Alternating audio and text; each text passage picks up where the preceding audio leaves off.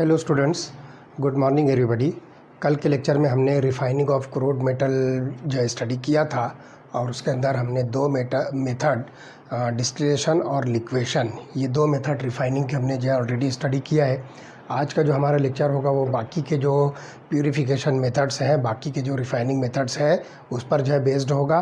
तो इसके अंदर आप देखिए कि जो थर्ड मेथड हम यहाँ पे स्टडी करेंगे दैट इज़ इलेक्ट्रोलाइटिक रिफाइनिंग। तो इस इलेक्ट्रोलाइटिक रिफाइनिंग के अंदर जो है दो इम्पॉर्टेंट बात जो आप ध्यान रखिए कि इसके अंदर जो हम जो इलेक्ट्रोलाइटिक सेल प्रिपेयर करेंगे तो उसका जो एनोड होगा वो इम्प्योर मेटल होना चाहिए और कैथोड जो होगा वो प्योर मेटल हम लेंगे। बस ये दो बात जो है आप ध्यान रखिए। तो इस पर से आपको जो है ये पूरा इलेक्ट्रोलाइटिक रिफाइनिंग का प्रोसेस बहुत आसानी से जो है समझ में आएगा। तो चलिए हम इसको एक्सप्लेन करते हैं कि in this method the impure metal is made to act as the anode and a strip of the same metal in pure form is used as a cathode। तो ये चीज़ आ गई सामने। अब आप ध्यान रखिए कि ये दोनों जो कैथोड और एनोड है they are put into a suitable electrolytic bath containing the soluble salt of the same metal. जैसे आप मान लीजिए कि कॉपर जो है आप यहाँ पे प्योर और इम्प्योर दोनों फॉर्म में जो है आप इसको जो है कंसिडर कर रहे हो। इम्प्योर कॉपर को आपने एनोड बनाया है और प्योर कॉपर को आपने कैथोड बनाया है। तो इसको जो है आप क्या करोगे, इसी का जो है सॉल्ट सोल्यूशन जो है लोगे। तो फॉर एग्जांपल अगर हम यहाँ पर जो है कॉपर की रिफाइनिंग करने जा रहे हैं तो इसका जो सॉल्ट सोल्यूशन होगा ये आप जो है कॉपर सल्फेट का एक्वियस सोल्यूशन जो है कंसिडर कीजिए and this is nothing but an electrolyte. तो इस इलेक्ट्रोलाइट सोल्यूशन के अंदर आप ये प्योर और इम्प्योर मेटल को जो है डिप करके उसको रिस्पेक्टिव टर्मिनस पर जो है आप कनेक्ट कर दीजिए। तो इस तरह से ये पूरा सेटअप जो हो जाएगा तो ये इलेक्ट्रोलाइटिक रिफाइनिंग जो है प्रोसेस यहाँ पे जो है स्टार्ट होगा। तो इसके अंदर जो ध्यान रखिए कि the more basic metal remains in the solution and the less basic ones go to the anode mud. तो यहाँ पे जो है ये सेपरेशन जो है बहुत आसानी के साथ होगा। तो इसमें जो है ध्यान रखिए कि this process is also explained using the concept of electrode potential, over potential and Gibbs energy, जो कि हमने इसके पहले जो है स्टडी किया है। वो सारी चीज़ें भी हम यहाँ पर जो है अप्लाई कर सकते हैं। अब इसके अंदर जो है जनरल मेटल के हिसाब से जो है मैं आपको जो है रिएक्शन बता दूँ कि एनोड पर जो है क्या रिएक्शन होगी और कैथोड पर क्या रिएक्शन होगी। तो लेट अस सी, एनोड पर हमने जो है इम्प्योर मेटल लिया है और कैथोड पर हमने प्योर मेटल जो है कनेक्ट किया है। तो एनोड पर जो रिएक्शन होगी तो उसमें जो है लॉस ऑफ इलेक्ट्रॉन होगा। तो लुक हियर, एनोड मेटल यहाँ पे जो है आप कंसिडर कीजिए सॉलिड फॉर्म में वाटेवर। तो this metal is converted into Mn plus n number of electrons. तो ये जो है आपको प्रोसेस मिलेगा ऑक्सीडेशन।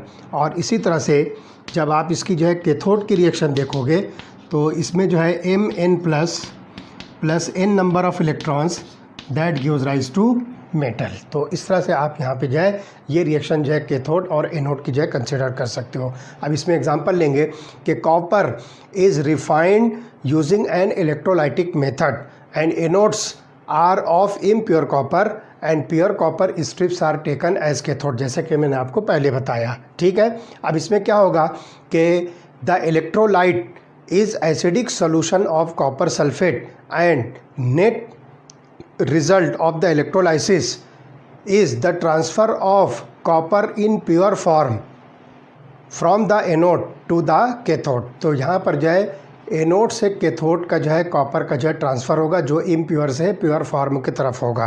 तो ध्यान रखिए, एनोड पर इम्प्योर कॉपर है और कैथोड पर प्योर कॉपर है।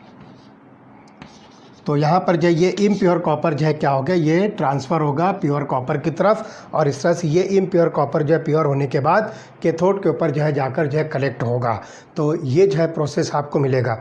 तो यहाँ पर भी जो इस रिएक्शन के अंदर भी आप देखिए कि एनोड और कैथोड की रिएक्शन जो है हम बहुत आसानी के साथ डिस्क्राइब कर सकते हैं। मेटल की जगह पर जो है आप एनोड पर जो है कॉपर लीजिए तो ये कॉपर 2+ में कन्वर्ट होगा Cu2+ और यहाँ पर जो है 2 इलेक्ट्रॉन जो है आपको मिलेगा। तो इस तरह से ये एनोड की रिएक्शन है। इसी तरह से कैथोड की जो रिएक्शन होगी यहाँ पर जो है कॉपर 2+ लिख दीजिए, Cu2+ + 2 electrons gives rise to copper. तो इस तरह से ये कैथोड के ऊपर जो है ये कॉपर प्योर फॉर्म में जो है कलेक्ट होगा। तो impurities from the blister copper deposit as anode mud which contains antimony, selenium, tellurium, silver, gold and platinum. तो इतनी सारी जो है इम्प्योरिटीज़ उसके अंदर जो है प्रेजेंट होगी और ये सब के सब जो है एनोड पर जाके जो है कलेक्ट होगा। तो उसको हम जो है नाम देंगे anode mud.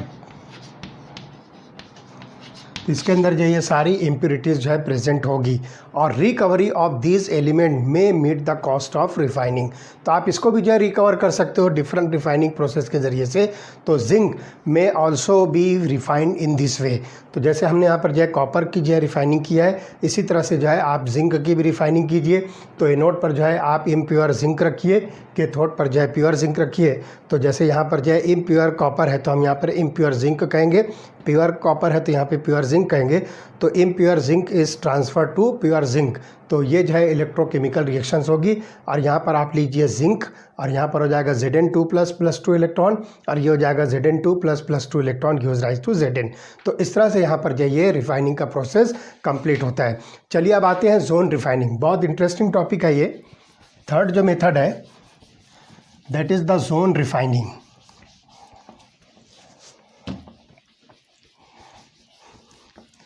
Not third, it is fourth method, zone refining. बस इसका जो है प्रिंसिपल अच्छे से आप समझ लीजिए कि एक्चुअली इसमें होता क्या है। तो this method is based on the principle that the impurities are more soluble in the melt than in the solid state of the metal. तो यहाँ पर जो हम ध्यान रखेंगे solid state of the metal and melt of the metal। तो जो impurities होती है, अगर इस मेटल के अंदर जो इम्प्योरिटीज़ प्रेजेंट है तो these impurities are more soluble in the melt. तो यहाँ पर जो इम्प्योरिटीज़ आएगी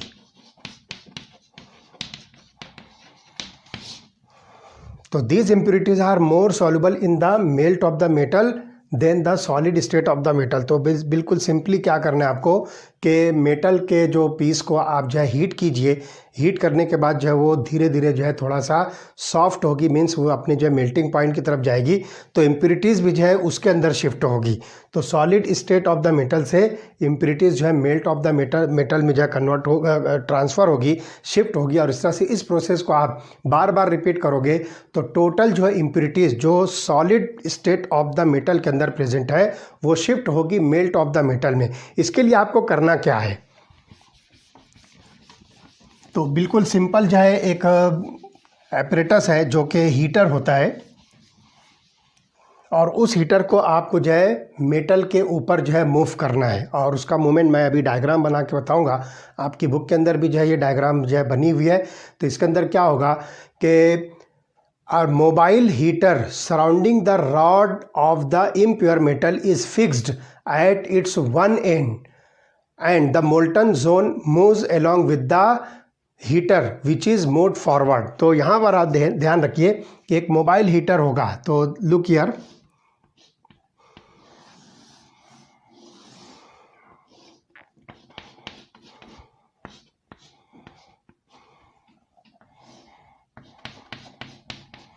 इस तरह से आपको यहाँ पर जो है एक मेटल की रॉड लेना है। से for example this is the metal rod. इस चेम्बर के अंदर जो है आपने मेटल रॉड को जो है पुट किया, दिस इज़ मेटल रॉड और इसको आप जो है नाम दीजिए this is impure metal rod. ठीक है। और यहाँ पर जो है आप एक मोबाइल हीटर लगाइए और इसका मूवमेंट जो है इस डायरेक्शन में है। ये मोबाइल हीटर है तो आप इसको जो है नाम दीजिए दिस इज़ मोबाइल हीटर। और यहाँ पर जो है आप इंडक्शन कॉइल के ज़रिए से जो है इसको यहाँ पे जो है कंसिडर कर सकते हो और इसको इनर्ट एटमॉस्फेयर के अंदर यहाँ पर जो है आपको रखना है, इनर्ट एटमॉस्फेयर। तो ये मोबाइल हीटर जो है इस एंड से जो है इस एंड पर जो है शिफ्ट होगा। तो उसकी वजह से क्या होगा कि यहाँ पर जो इम्प्योरिटीज़ है वो इम्प्योरिटीज़ जो है धीरे धीरे जो है यहाँ शिफ्ट होगी, क्योंकि आप जो है हीटर को जब यहाँ पर हीट करोगे तो से फॉर एग्जांपल इतना जोन जो है, थोड़ी देर के लिए आप ऐसा समझिए कि इतना जोन जो है ये क्या हुआ, मेल्ट हुआ। तो मैं यहाँ पर इसको शेडेड बनाता हूँ, ठीक। जब आप इस हीटर को थोड़ा आगे करोगे तो ये जोन जो है आगे शिफ्ट होगा इस तरह से। तो जितनी भी यहाँ पर जो है सॉलिड स्टेट की जो इम्प्योरिटीज़ है वो इस मेल्ट के अंदर जो है शिफ्ट होगी।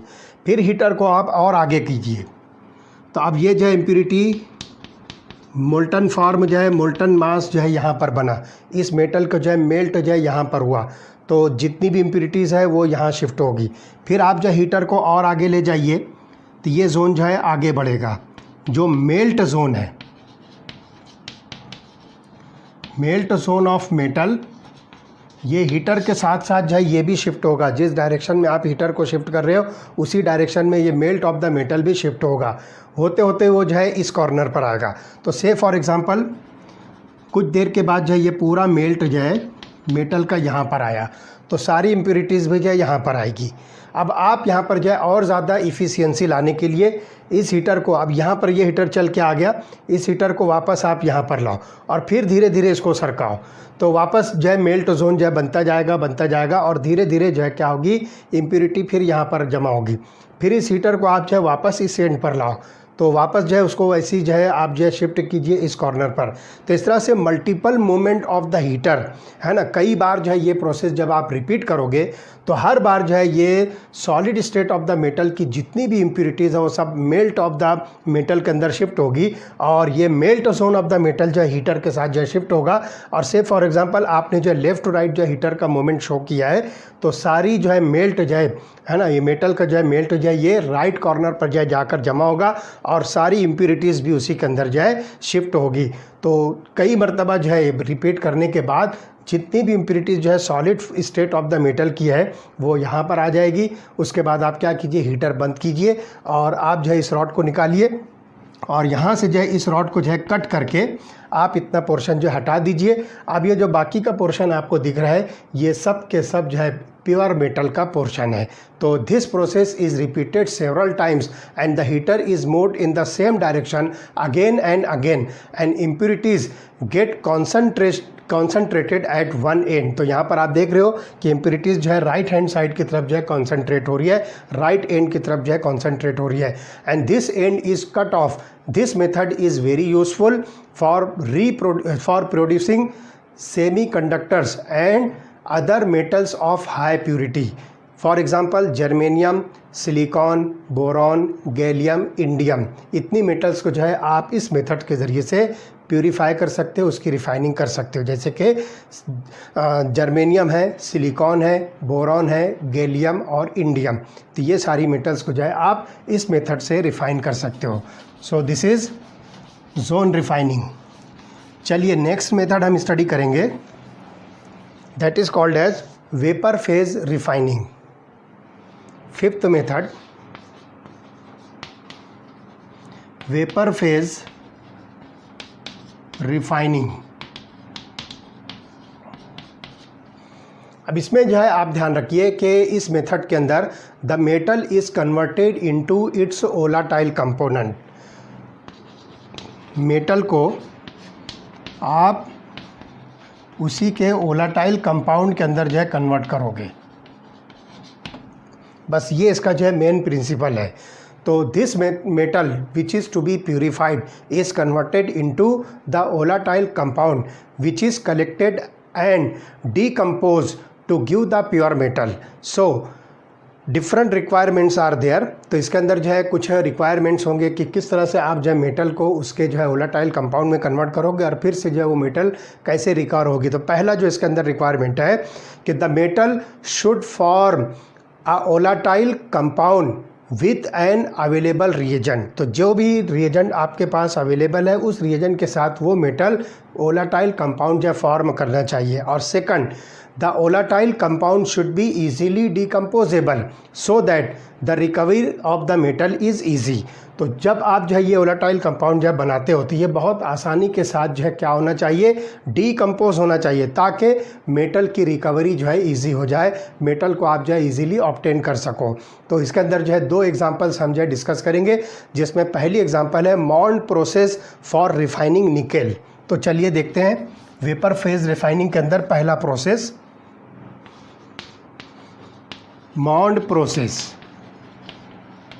तो यहाँ पर जो हम निकेल की जो है मेटल की जो है रिफाइनिंग जो है करेंगे, इस प्रोसेस को हम जो है मॉन्ड प्रोसेस कहेंगे। तो इसमें क्या होगा कि nickel is heated in a stream of carbon monoxide forming a volatile complex named as nickel tetracarbonyl, and this complex is decomposed at higher temperature to obtain the nickel। तो यहाँ पर जो आप जो है 330 to 350 केल्विन टेम्परेचर पर nickel को जो है कार्बन मोनोऑक्साइड के साथ जो है मिक्स कीजिए। तो यहाँ पर देखिए निकेल प्लस कार्बन मोनोऑक्साइड, तो इसका जो है वर्किंग टेम्परेचर है 330 टू 350 केल्विन। ठीक है, तो मैं यहाँ लिखता हूँ 330 टू 350 केल्विन। तो ये क्या होगा, एक कॉम्प्लेक्स कंपाउंड बनेगा जिसको हम निकेल टेट्रा कार्बोनिल कहेंगे। This complex is called as nickel tetra carbonyl. अब इस निकेल टेट्रा कार्बोनिल को आप इससे हायर टेम्परेचर पर, that is about 450 to 470 kelvin, NiCO4 ये जो है कॉम्प्लेक्स है, इसको आप जो है 450 टू 470 केल्विन पर जो है हीट कीजिए, तो आपको मिलेगा निकेल और कार्बन मोनोऑक्साइड जो है फिर से रिलीज़ हो जाएगी। तो इस तरह से यहाँ पर जो है मेटल जो मिलेगी, यहाँ जो मेटल है दिस इज़ इम्प्योर, और ये जो मेटल आपको ऑब्टेन हो रही है दिस इज़ प्योर फॉर्म। तो इस तरह से ये जो है प्रोसेस है Mond process for the refining of nickel. तो पहले हमने क्या किया, इसको जो है एक वोलाटाइल कंपाउंड के अंदर जो कन्वर्ट किया जिसका नाम है निकेल टेट्राकार्बोनिल। फिर इस निकेल टेट्राकार्बोनिल को हम इससे हायर टेम्परेचर पर जब हीट करते हैं तो निकेल मेटल जो है यहाँ पर जो है सेपरेट होगी और यहाँ पर जो है आप इसकी जो है रिकवरी कर सकते हो। ठीक है, तो ये हो गया पहला मेथड। अब दूसरा मेथड होगा van Arkel method for refining of zirconium और टिटेनियम। तो यहाँ पर आप ध्यान रखिए, दूसरा जो प्रोसेस है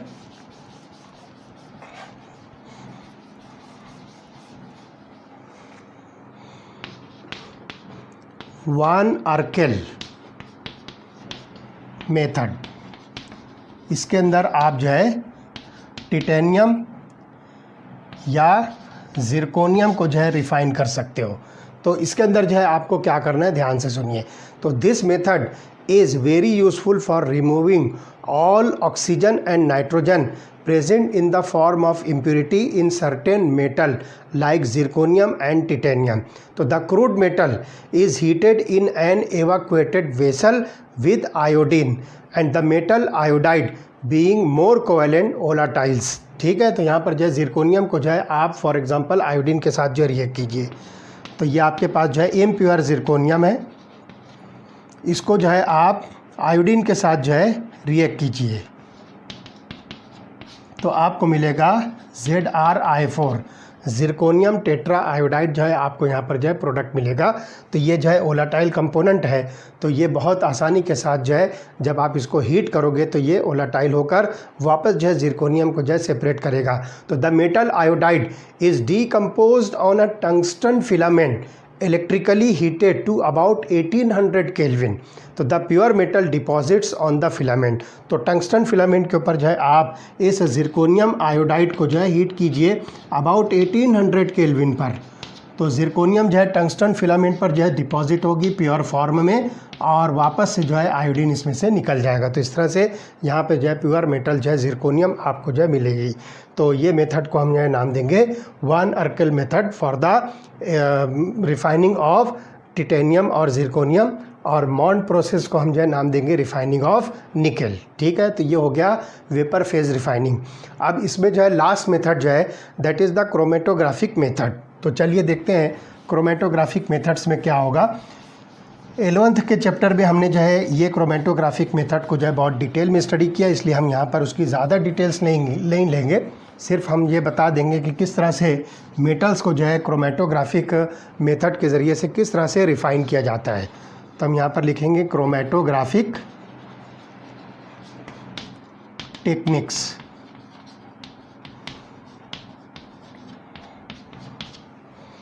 क्रोमेटोग्राफिक टेक्निक्स या क्रोमेटोग्राफिक मेथड्स आप इसको जो कह सकते हो। तो this method is based on the principle that different compounds of a mixture are adsorbed to different extent to an adsorbent. Adsorption process के ज़रिए से यहाँ पर हम जो है इसका जो है सेपरेशन जो है कर सकते हैं। तो डिफरेंट जो कंपाउंड्स होते हैं डिफरेंट एक्सटेंट पर जो है वो एडसॉर्बेंट के ऊपर जो है एडसॉर्ब होते हैं। तो the mixture is put on to a stationary phase which may be solid or a liquid. A pure solvent, a mixture of solvents or a gas is allowed to move slowly over the stationary phase. तो यहाँ पर जो दो जो है इसके अंदर जो कंपोनेंट्स होते हैं, एक होता है स्टेशनरी फेज और दूसरा होता है मोबाइल फेज। तो स्टेशनरी फेज़ यहाँ पर जो है आप सॉलिड और लिक्विड यूज़ कर सकते हो, और मोबाइल फेज़ यहाँ पर जो है आप देखोगे कि ये मोबाइल फेज़ जो है कोई जो है सॉल्वेंट का मिक्सचर भी हो सकता है या फिर कोई गैस हो सकती है। तो सिंपली जो है आप इसको लिक्विड और गैस लिखिए। तो इस तरह से यहाँ पर जो है दो फेजेस के दरमियान में जो है वो कंपोनेंट ऑफ द मिक्सचर का जो है सेपरेशन होगा। तो इस तरह से ये जो है क्रोमेटोग्राफिक टेक्निक का जो ये प्रिंसिपल है। तो ये बात जो है ख़ास तौर से ध्यान रखना है कि स्टेशनरी फेज़ के ऊपर जो है ये मोबाइल फेज़ को जो है ये पास किया जाता है। तो इससे क्या होगा, different compounds of the mixture get separated gradually as the moving phase moves. तो जैसे जैसे मूविंग फेज़ या मोबाइल फेज़ मूव होता है तो ये स्टेशनरी फेज़ पर जो है जो मिक्सचर के कंपोनेंट्स हैं वो सेपरेट होना शुरू होते हैं। तो ये पूरी डिटेल जो है 11th के चैप्टर में चैप्टर नंबर 12 के अंदर हमने इसको जो है स्टडी किया है। आप वहाँ से उसको जो है रिफ़र करके उसकी डिटेल्स ले सकते हो। तो there are several chromatographic techniques such as paper chromatography, column chromatography, gas chromatography etcetera, and the procedures followed in column chromatography have been depicted in the figure. तो आप देखिए आपकी बुक में जो फिगर है, मैं वो फिगर बनाऊंगा नहीं, आप जो है फिगर अपनी बुक में देखिए। तो वहाँ पर जो है दो मेथड्स दिए गए हैं। एक इंडस्ट्रियल मेथड है जिसके अंदर जो है पूरा जो है इलेक्ट्रॉनिक डिवाइस है, उसके अंदर जो है एक कॉलम बना हुआ है और कॉलम को जो है सॉल्वेंट टैंक से जो है कनेक्ट किया है। फिर वहाँ पर जो है ऊपर एक डिटेक्टर का जो है डिवाइस है और फ्लो मीटर भी जो है वहाँ पर जो है मेज़र किया गया है कि अटैच किया गया है, जिसके ज़रिए से फ्लो ऑफ द कंपाउंड्स को जो है आप वहाँ पर जो है मेज़र कर सकते हो, जिसको सिंपली RF वैल्यू जो है हम कह सकते हैं, that is the retardation factor. आप जो है उसमें से कैलकुलेट कर सकते हो। तो इंडस्ट्रियल मेथड के अंदर जो है वो इंस्ट्रूमेंट जो है आप यूज़ करोगे। तो बुक के अंदर आप देखिए फिगर नंबर 6.9, फिगर नंबर 6.9 आप जो है अपने सामने जो है बुक रखिए। तो उसके अंदर जो है आपको पहले ही फिगर जो मिलेगी लेफ़्ट हैंड साइड पर वो जो है इंडस्ट्रियल मेथड, जिसको आप जो है क्रोमेटोग्राफी मेथड कहोगे, और वहाँ पे कॉलम क्रोमेटोग्राफी जो है यूज़ की गई है। ठीक है, इसी तरह से आप जो है देखिए दूसरी जो फिगर है वो लेबोरेटरी मेथड है। तो उसके अंदर जो है एक ग्लास ट्यूब जो है ली गई है और उसके अंदर जो है प्रॉपर एडसॉर्बेंट जो है फिल करके, है ना, उसके अंदर जो है मिक्सचर्स को जो है ऐड किया है और फिर ऊपर से जो है एक वेसल से सॉल्वेंट को जो है वहाँ पर जो है ड्रॉप बाय ड्रॉप जो है उसमें ऐड किया गया।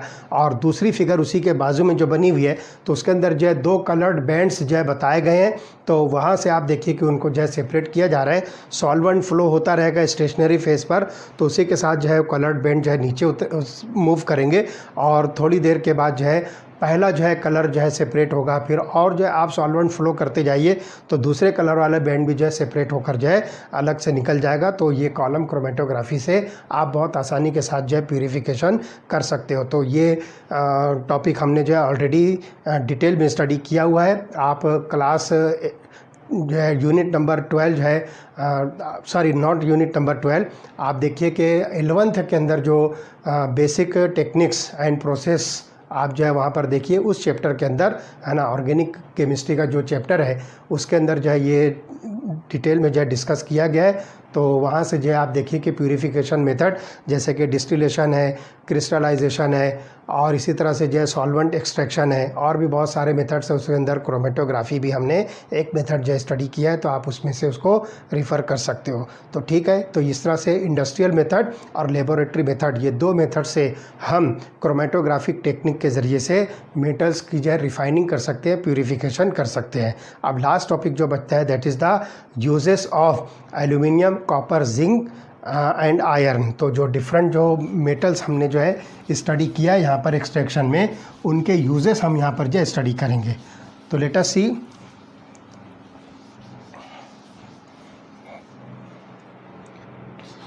Uses of metals.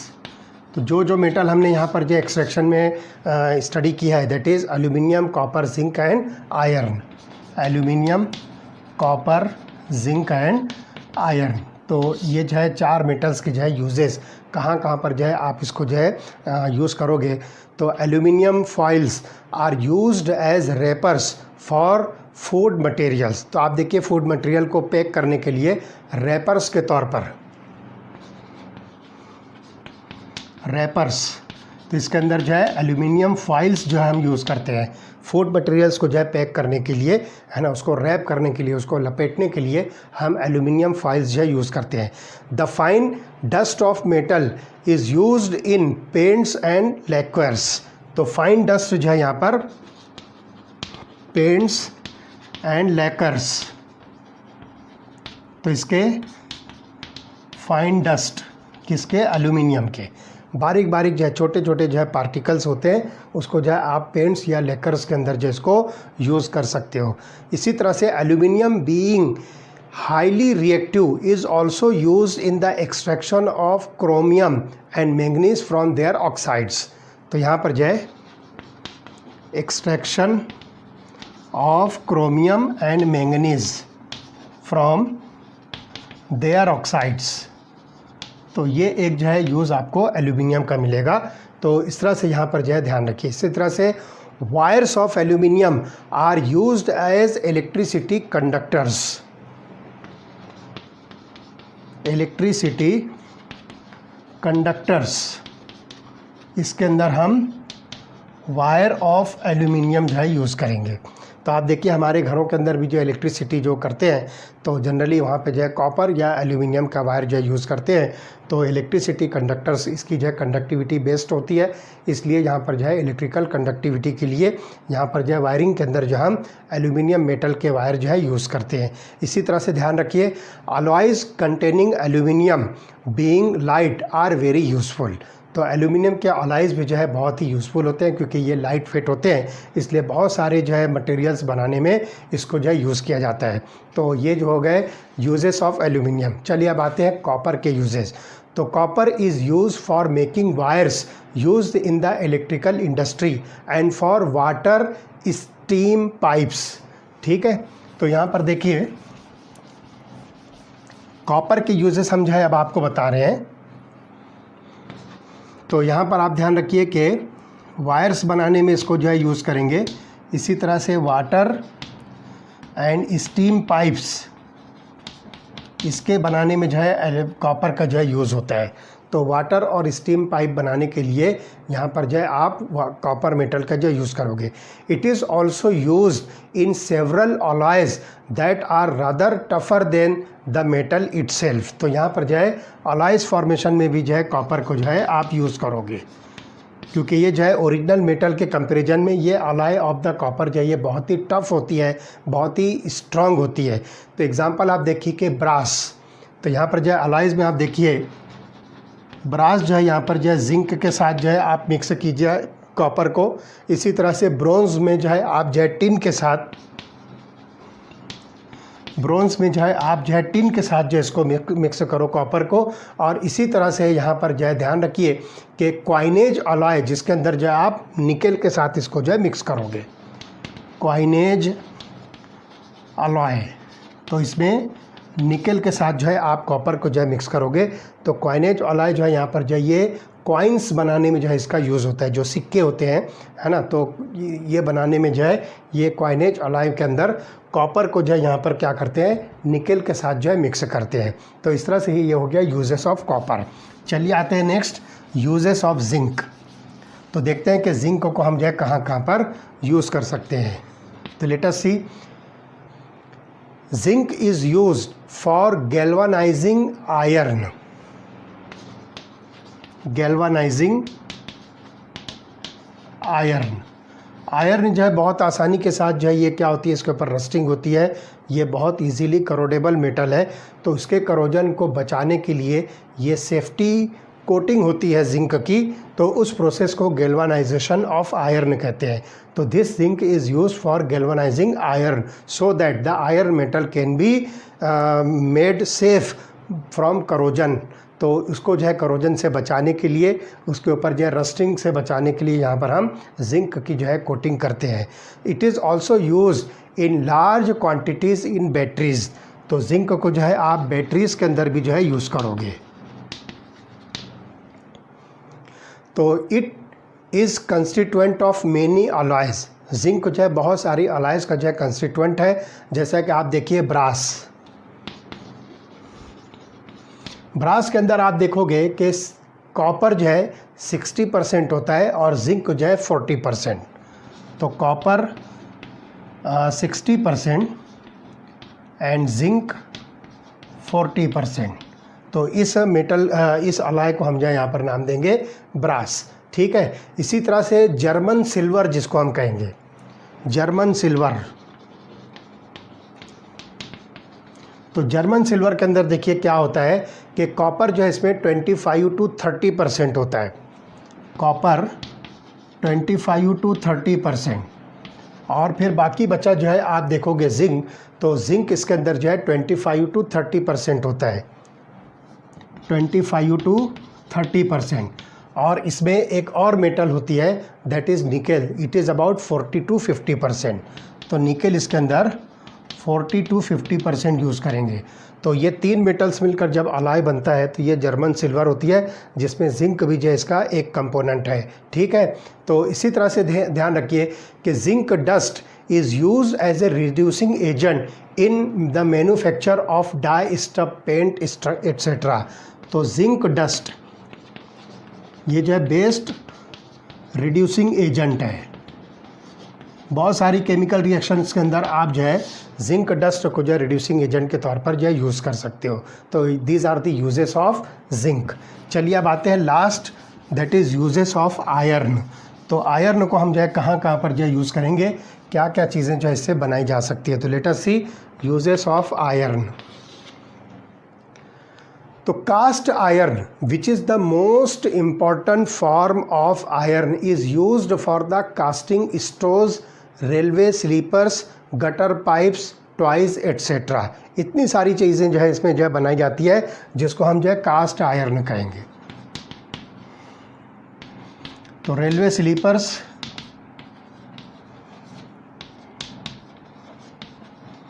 स्टोव्स,